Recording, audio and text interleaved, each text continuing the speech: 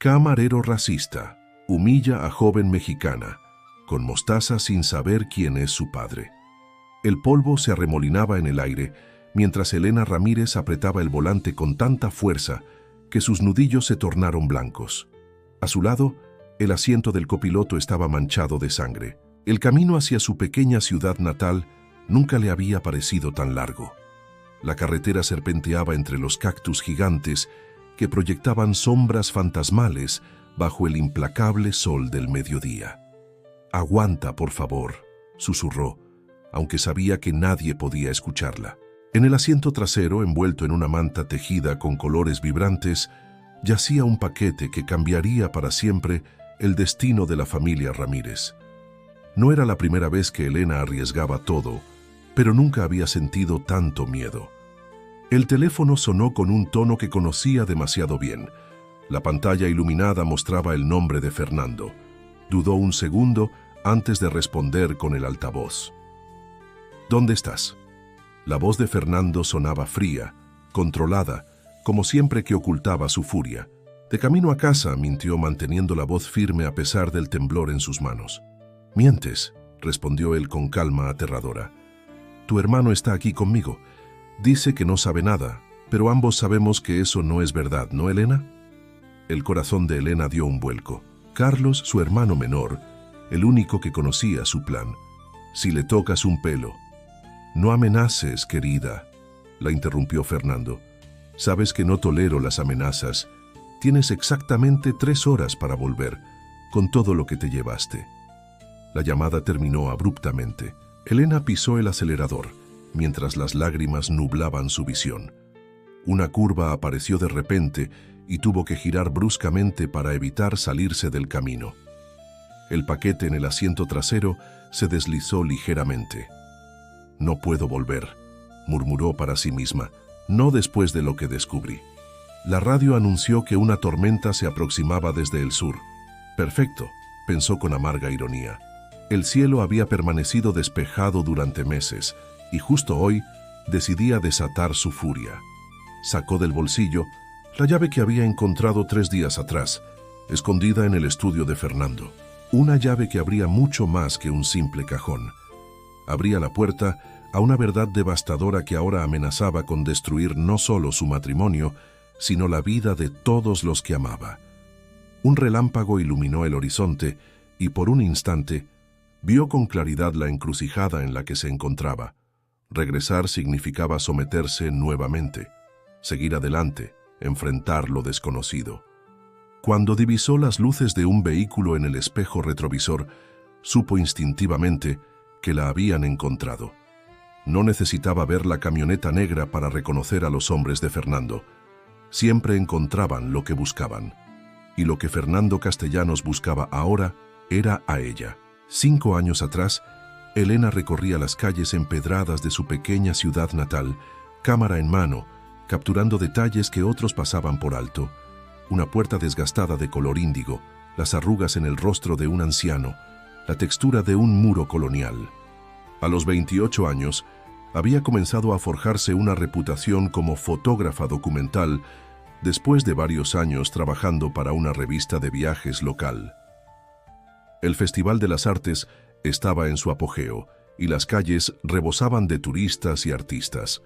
Fue allí, entre exposiciones y conversaciones sobre luz y sombra, donde conoció a Fernando Castellanos, un elegante y bien sucedido empresario de la capital cuya presencia imponente captó inmediatamente su atención.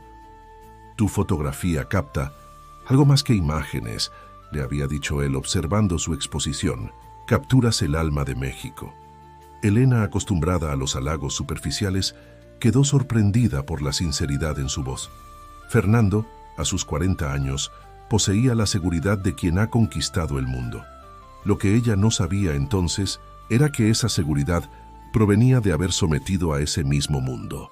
Su romance floreció con la intensidad de las bugambilias en primavera. Fernando la cortejó con una mezcla perfecta de pasión e inteligencia.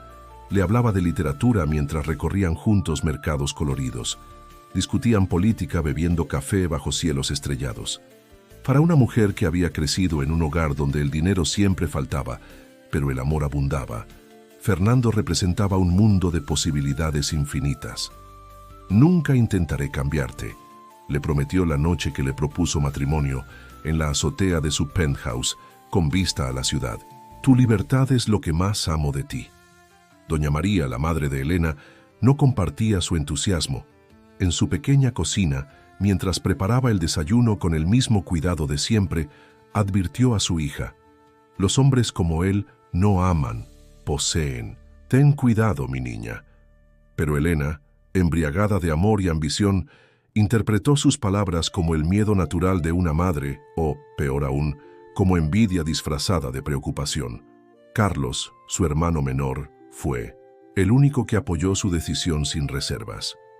«Si te hace feliz, Elena, el resto no importa», le dijo, ayudándola a empacar sus cámaras para la mudanza a la capital. Los primeros meses de matrimonio parecieron confirmar que había tomado la decisión correcta. Fernando respetaba su trabajo.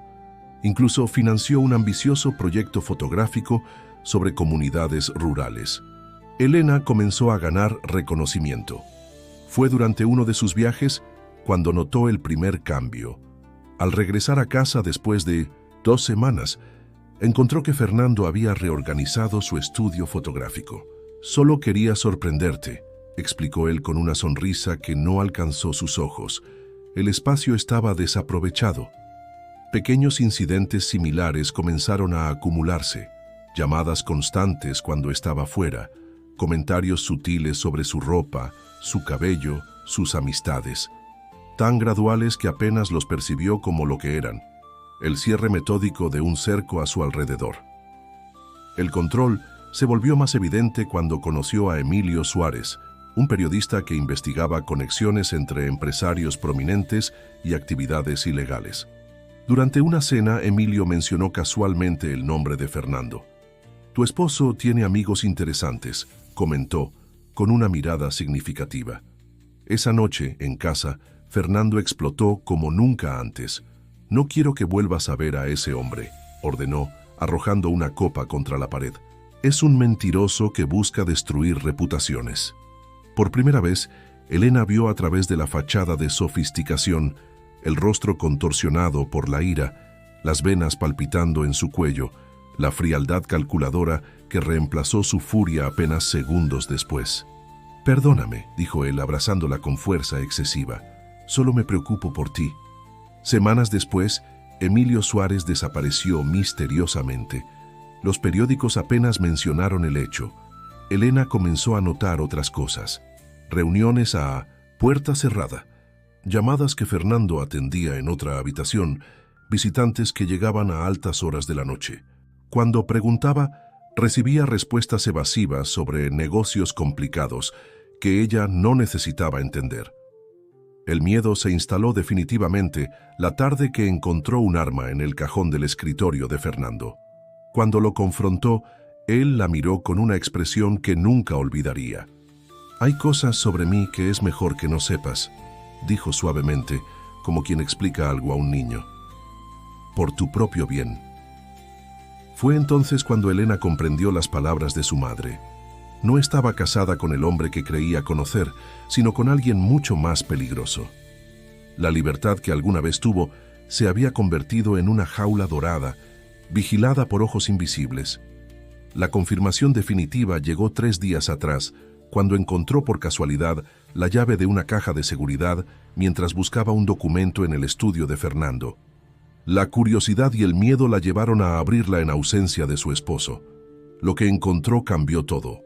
Documentos que vinculaban a Fernando con operaciones financieras irregulares, un testamento reciente donde todas las riquezas y bienes eran dejados exclusivamente para sus familiares, sin mencionar siquiera el nombre de ella. Y algo peor, evidencia de una cuenta bancaria secreta con movimientos financieros bultosos destinados a una tercera persona desconocida. El rugido del motor de la camioneta negra se hacía cada vez más cercano. Elena calculó mentalmente sus opciones mientras la primera gota de lluvia golpeaba el parabrisas. Conocía esta región mejor que los hombres de Fernando. Había documentado cada camino, cada pueblo, durante años. Giró bruscamente en un sendero apenas visible entre la vegetación. Las ramas arañaron la pintura del auto mientras se adentraba en territorio que no aparecía en los mapas digitales. La camioneta pasó de largo, pero sabía que no tardarían en dar la vuelta. El teléfono vibró nuevamente. Esta vez era Carlos. Contestó inmediatamente. «Elena, ¿dónde estás?». La voz de su hermano sonaba entrecortada. «Carlos, ¿estás bien?», Fernando dijo. «Logré escapar», interrumpió él. «Pero sus hombres me están buscando. Necesitas llegar a casa de mamá. Hay algo que no sabes». La llamada se cortó. Elena intentó devolver la llamada sin éxito. La tormenta arreciaba y las primeras gotas se convirtieron rápidamente en un diluvio que dificultaba la visibilidad.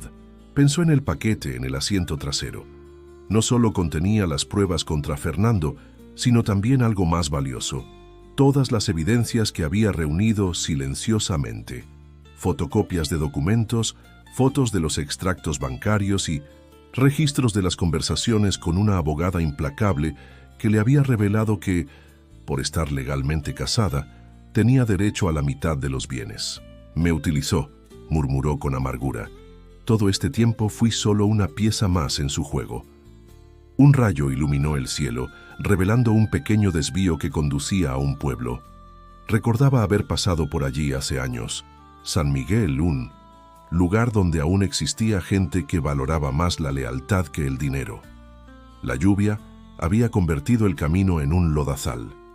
El auto patinó peligrosamente mientras intentaba mantener el control. En ese momento, la vio. Una figura en medio del camino, agitando los brazos desesperadamente. Elena frenó y el vehículo derrapó hasta detenerse a pocos metros de la figura. Era una mujer mayor, empapada por la lluvia, sosteniendo un bulto contra su pecho. Sin pensarlo dos veces, Elena abrió la puerta. «Suba, rápido». La mujer entró al auto con movimientos sorprendentemente ágiles para su edad. El bulto en sus brazos emitió un débil quejido, un bebé envuelto en mantas. «Gracias», dijo la mujer, con voz firme a pesar de su apariencia frágil. «Pensé que nadie pasaría con esta tormenta». Algo en su mirada inquietó a Elena. No era la mirada de alguien pidiendo ayuda, sino la de alguien ofreciéndola. «Mi nieto está enfermo», explicó la mujer como leyendo sus pensamientos. «Necesitamos llegar al pueblo». Elena asintió y continuó conduciendo. El bebé tosió débilmente. «¿Está muy enfermo?», preguntó preocupada. La anciana esbozó una sonrisa enigmática. «No tanto como parece. A veces, las apariencias engañan». Un escalofrío recorrió la espalda de Elena. Había algo en esta mujer que le resultaba inquietantemente familiar. «¿Nos conocemos?», preguntó, observándola de reojo. «No exactamente», respondió la anciana. «Pero conozco a tu madre, María, y conocí a tu padre antes de que falleciera». Elena frenó bruscamente. «¿Quién es usted?». «Me llamo Luisa Rojas», dijo la mujer con calma. «Fui amiga de tu padre en tiempos difíciles, y ahora parece que tú también atraviesas tiempos difíciles». La mente de Elena trabajaba a toda velocidad. Luisa Rojas. Ese nombre aparecía en las viejas fotografías familiares, junto a su padre durante las protestas estudiantiles de los años 70. «No es coincidencia que nos encontráramos», continuó Luisa. «Carlos me contactó, dijo que estarías en problemas». «¿Carlos? ¿Cómo podría saber él?». «Tu hermano sabe más de lo que crees», interrumpió Luisa. «Sobre Fernando, sobre los negocios que maneja. Ha estado vigilándolo desde que te casaste». La revelación golpeó a Elena como una bofetada. Carlos, su hermano pequeño, el artista despreocupado que parecía vivir en su propio mundo, había estado protegiéndola en secreto todos estos años. ¿Por qué nunca me dijo nada? Luisa meció suavemente al bebé antes de responder. «Por la misma razón que tu madre no insistió cuando decidiste casarte. Respetaban tus decisiones, aunque temieran por ti». La carretera se bifurcaba adelante. Un camino llevaba al pueblo, el otro, a través de las montañas, hacia su ciudad, la natal donde vivía su madre. «No puedes ir a casa de María», advirtió Luisa anticipándose a sus pensamientos. «Es el primer lugar donde te buscarán». Pero Carlos dijo: Carlos quería que me encontraras, explicó la anciana. Hay un lugar seguro, pero antes debemos recuperar algo que Carlos escondió. Luisa señaló hacia el sendero de la izquierda, que se adentraba en un espeso bosque de pinos. ¿Confías en mí, Elena Ramírez? La pregunta quedó suspendida en el aire mientras la lluvia golpeaba rítmicamente contra el parabrisas. Elena miró al bebé, luego a la anciana y finalmente a la sangre seca en el asiento del copiloto. Sangre que no era suya, pero que había derramado por ella. ¿El bebé es real?, preguntó súbitamente. Luisa sonrió, revelando una dentadura perfecta que contrastaba con su apariencia envejecida. Tan real como necesitamos que sea. Con un movimiento rápido, la anciana descubrió parcialmente al bebé, revelando un sofisticado muñeco con apariencia humana extremadamente realista. Una distracción, explicó Luisa. Si nos detienen, una mujer con un bebé enfermo genera menos sospechas que una esposa fugitiva con documentos comprometedores. Elena tomó el sendero de la izquierda. A medida que avanzaban, la vegetación se volvía más densa y el camino más estrecho. La lluvia comenzaba a amainar. Carlos descubrió la conexión hace 2 años, continuó Luisa, cuando Fernando empezó a mostrar signos de su verdadera naturaleza. Tu hermano notó cómo te aislaba, cómo controlaba cada aspecto de tu vida. Cada palabra era como un puñal. Elena recordó cómo Fernando había insistido en ver cada movimiento suyo, cómo había sugerido específicamente con quién podía hablar y a dónde podía ir. Lo que ella interpretó como interés en su bienestar había sido mera manipulación. ¿Y Carlos? ¿Cómo descubrió todo esto? Luisa guardó silencio un momento. Tu hermano no es solo un artista, Elena. Es parte de un grupo que documenta casos de abuso y control en relaciones de poder desigual. El sendero terminaba abruptamente frente a lo que parecía una cabaña abandonada.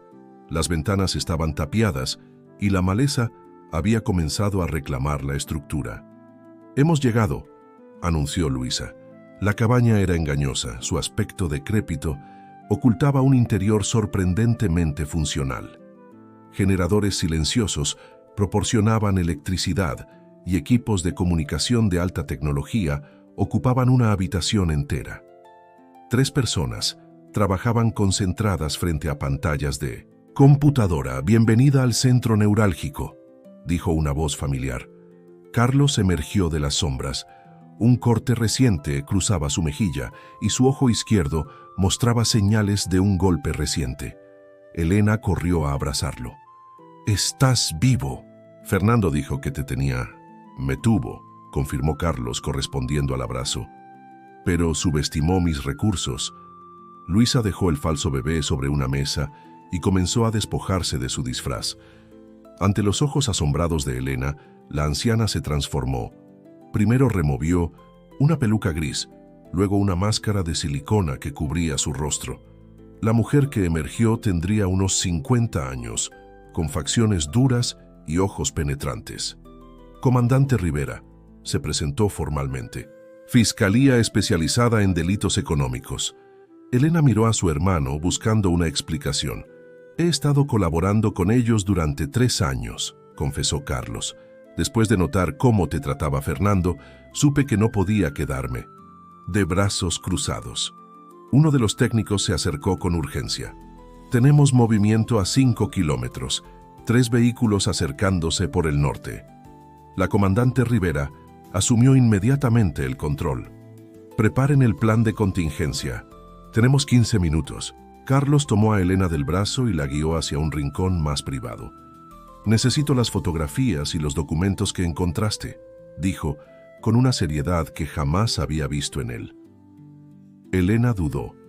«¿Cómo sé que esto no es otra trampa? ¿Cómo sé que realmente estás de mi lado?» Carlos tomó sus manos entre las suyas. «Porque soy el único que sabe lo que hiciste para protegerme cuando éramos niños. ¿Cómo te culpaste de romper el jarrón de la abuela para que no me castigaran? ¿Cómo trabajaste doble turno en la cafetería para pagar mis materiales de arte? Siempre has sido mi protectora, Elena. Ahora es mi turno de protegerte». Las lágrimas. brotaron sin que pudiera contenerlas. Carlos siempre había sido su punto débil, el único por quien lo sacrificaría todo. Los documentos están en el auto, pero las fotografías... Elena tocó instintivamente el colgante que llevaba al cuello, un simple dije de plata que Fernando nunca había mirado 2 veces. Carlos sonrió. Inteligente como siempre. Un estruendo interrumpió el momento. La puerta principal se abrió violentamente y varios agentes armados entraron a la cabaña. «¡Tenemos que irnos ahora!», gritó la comandante Rivera. «¡Han cortado el perímetro!». «Norte». En cuestión de segundos, la calma organizada se convirtió en un caos controlado. Equipos desmantelados, documentos asegurados, rutas de escape activadas. Carlos guió a Elena hacia un túnel oculto tras una estantería. «Este pasaje lleva a una salida a 2 kilómetros de aquí. Un vehículo te estará esperando». «¿No vienes conmigo?», preguntó ella, alarmada. «No podemos irnos juntos, te alcanzaré en el punto de encuentro». El sonido de disparos en la distancia confirmó la urgencia de la situación. Elena abrazó a su hermano una última vez, entregándole el colgante. «Ten cuidado», susurró. «Tú también, recuerda, pase lo que pase, no confíes en nadie más que en la persona que te muestre la mitad de esta foto». Carlos sacó de su bolsillo un fragmento de una vieja fotografía familiar, rasgada por la mitad. Elena asintió y se adentró en el túnel. La oscuridad la envolvió mientras avanzaba guiada por tenues luces de emergencia instaladas en el suelo. El sonido de la confrontación se hacía cada vez más distante. Cuando finalmente alcanzó el extremo del túnel, emergió en medio de un bosque denso. La lluvia había cesado completamente, dejando un aire fresco y limpio. Tal como Carlos había prometido, un vehículo esperaba con el motor encendido. Se acercó cautelosamente, recordando la advertencia de no confiar en nadie. A través de la ventanilla, vio a una mujer joven al volante. «¿Tienes algo para mí?», preguntó Elena, manteniendo la distancia. La mujer bajó lentamente la ventanilla y, sin decir palabra, mostró la otra mitad de la fotografía familiar. Elena exhaló aliviada y subió al vehículo. Apenas habían avanzado medio kilómetro cuando vieron el resplandor, llamas que se elevaban desde la dirección de la cabaña. «¡Detente!», gritó Elena. «Tenemos que volver. Mi hermano está ahí». La conductora continuó imperturbable. «No puedo hacer eso. Tengo órdenes estrictas. Es mi hermano». Elena intentó abrir la puerta, pero estaba bloqueada. «Lo siento», dijo la mujer con genuina compasión, «pero debes saber que el operativo estaba preparado para esto. Confía en tu hermano». Las palabras no ofrecían consuelo mientras veía las llamas iluminar el cielo nocturno. En ese momento su teléfono vibró. Un mensaje de un número desconocido. «Estoy bien, sigue adelante. La cabaña estaba vacía. Te quiero». Apenas tuvo tiempo de procesar el alivio cuando un estruendo sacudió el aire. Una explosión masiva convirtió el incendio en una bola de fuego que se elevó por encima de los árboles. «Carga controlada», explicó la conductora, «destruyendo evidencia de nuestra presencia». Elena cerró los ojos, exhausta. En solo 3 días, su vida había dado un vuelco completo. Su matrimonio, su identidad, todo había sido parte de una elaborada mentira. Pero mientras el vehículo se alejaba de la escena, una extraña sensación de libertad comenzó a surgir. Por primera vez en años, no tenía que pretender, no tenía que complacer, no tenía que temer. El amanecer comenzaba a asomar cuando llegaron a una pista de aterrizaje improvisada. Un pequeño avión esperaba con las hélices ya en movimiento. «¿A dónde vamos?», preguntó Elena. «A un lugar seguro», respondió la conductora, «donde podrás testificar». Mientras subía al avión, Elena pensó en las palabras de su madre. «Los hombres como él no aman, poseen». Ahora entendía perfectamente lo que significaban. El avión despegó, elevándose por encima de los cactus gigantes que se extendían hasta el horizonte. Sus sombras, largas en el amanecer, parecían señalar hacia un futuro incierto, pero, por fin, propio. 6 meses después, Elena observaba la plaza central desde la ventana de un café anónimo. La ciudad bullía con la energía de siempre, ajena al drama que había transformado su vida. Los titulares de los periódicos seguían mencionando ocasionalmente el caso. Continúa juicio contra empresario vinculado a fraude fiscal. Nuevas evidencias implican a funcionarios de alto nivel. Su testimonio, junto con las pruebas aportadas por Carlos y el equipo de la comandante Rivera, había desencadenado una de las mayores investigaciones contra el crimen organizado en la historia reciente de México. Fernando permanecía en prisión preventiva, sus cuentas congeladas, su imperio desmoronándose día a día. Había intentado contactarla múltiples veces, alternando entre súplicas y amenazas.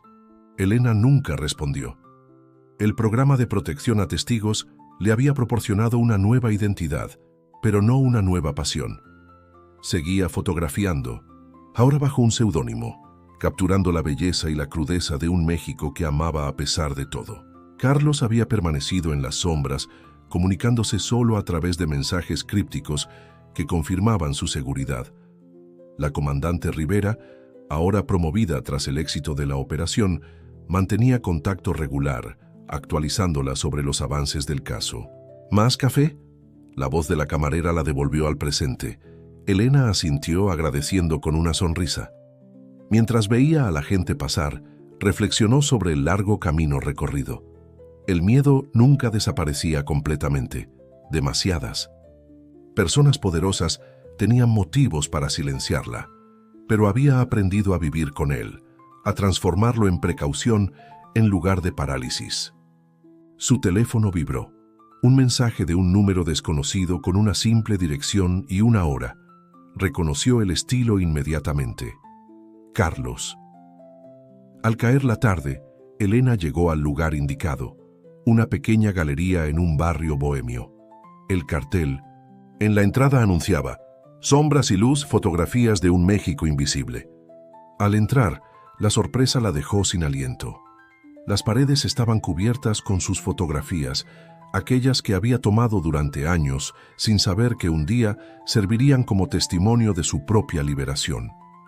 En el centro de la sala, de 1900, espaldas a ella, una figura familiar observaba atentamente una fotografía particularmente impactante. Un cactus solitario proyectando una larga sombra sobre el desierto al atardecer. «Siempre tuviste ojo para la metáfora visual», dijo Carlos sin voltearse. Elena se acercó lentamente. «¿Es seguro que estemos aquí juntos?» Carlos se giró por fin, sonriendo. El corte en su mejilla había cicatrizado, dejando apenas una fina línea plateada. «Por hoy sí, mañana volveremos a las sombras». Se abrazaron en silencio, comunicando sin palabras todo lo que habían vivido. «¿Valió la pena?», preguntó ella finalmente. Carlos observó la galería llena de visitantes absortos en las imágenes. «Míralo tú misma. Tus fotografías están haciendo lo que siempre quisiste, mostrar la verdad. Una verdad incómoda, dolorosa, pero necesaria». Mientras recorrían juntos la exposición, Elena notó algo extraordinario. Las personas no solo observaban las imágenes, sino que hablaban entre sí, intercambiaban ideas, algunos incluso tomaban notas. El arte estaba generando conciencia. «Esto es solo el comienzo», comentó Carlos. «Hay muchas más sombras que debemos iluminar». Elena pensó en todo lo que había perdido y todo lo que había ganado. El precio había sido alto, su matrimonio, su seguridad, su identidad pública. Pero lo que había recuperado no tenía precio: su libertad, su integridad, su voz. «Estoy lista», respondió con determinación. Afuera, el sol se ponía sobre la ciudad, proyectando largas sombras que, como las de los cactus en el desierto, señalaban el camino hacia un nuevo amanecer.